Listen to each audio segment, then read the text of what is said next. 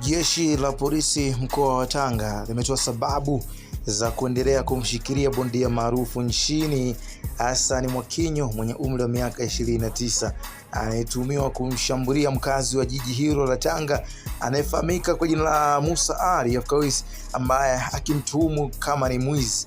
Sasa akizungumza na waandishi wa habari ofisini kwake leo Jumatatu, jana siku ya Jumatatu tarehe 10 2025, kamanda wa polisi mkoa wa Tanga Alimachius mchunguzi amesema Mwakinyo anatuhumiwa kwa kumshambulia na kumjeruhi Musa Ali ambaye anadaiwa kuwa ni mvuvi aliyopita kwenye makazi yake. Kamanda huyo anasema uchunguzi utapokamilika atatoa taarifa kwa vyombo vya habari ikiwa ni sambamba na kumfikisha mahakamani ili ajibu tuhuma zinazomkabili.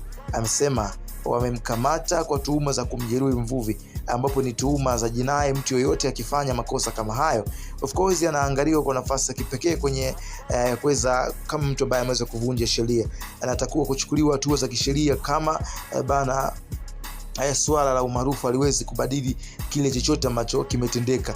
Jeshi la polisi mkoa wa Tanga linamshikilia Hassan Mwakinyo mwenye umri wa miaka 29 mkazi wa Sahara jijini Tanga kwa kumshambulia na kumjeruhi Musa Ali mkazi wa eneo hilo ambaye ni mvuvi. Uchunguzi wa tukio hilo linaendelea na ukikamilika hata mtuhumiwa atapelekwa mahakamani.